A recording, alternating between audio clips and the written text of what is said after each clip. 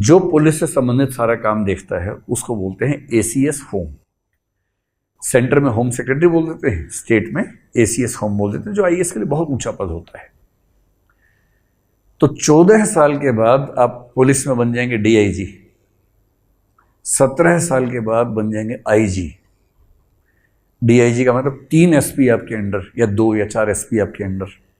छोटे जिले तो 4 हो जाएंगे, बड़े हैं तो 2 हो जाएंगे, बीच के तो 3 हो जाएंगे, कहीं कहीं 5 भी होते हैं। आईजी बनने का मतलब हो गया कि अब 2-3 डीआईजी आपके अंडर आ गए। 9 जिले, 10 जिले, 12 जिले आप संभाल रहे हैं राज्य के। संभाल एसपी रहे हैं, आप एसपी को संभाल रहे हैं, डीआईजी को संभाल रहे हैं। किसी जिले में कुछ हुआ, अपने एसपी से क्या कर रहे भाई, यहाँ पर जिले से कह रहे जी सर जी सर। एसपी और डीआईजी को तलब कर लिया, दोनों अपराध की जगह छोड़ के आपके पास है बताने के लिए, पूरा आपको बता रहे हैं सर ऐसे ऐसे ये कर रहे हैं, हम वो कर रहे हैं।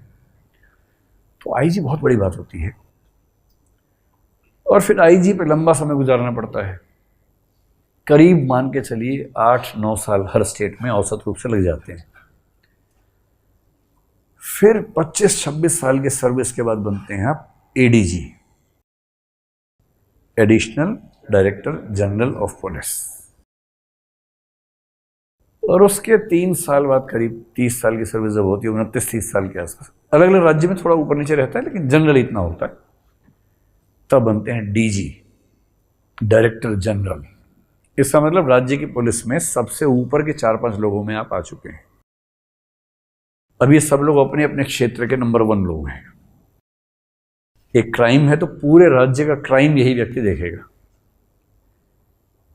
तो हर पुलिस के विंग का जो मुखिया हो जाएगा उसको बोलेंगे डीजी। और इन 4, 5, 6, 7, 8 डीजी में से एक होगा डीजीपी, जो होम सेक्रेटरी के साथ लगातार कोऑर्डिनेशन में रह के पूरी राज्य की पुलिस का प्रधान होता है। एसपी नहीं होता है कुछ, एसपी से तो बड़े कितने लोग होते हैं।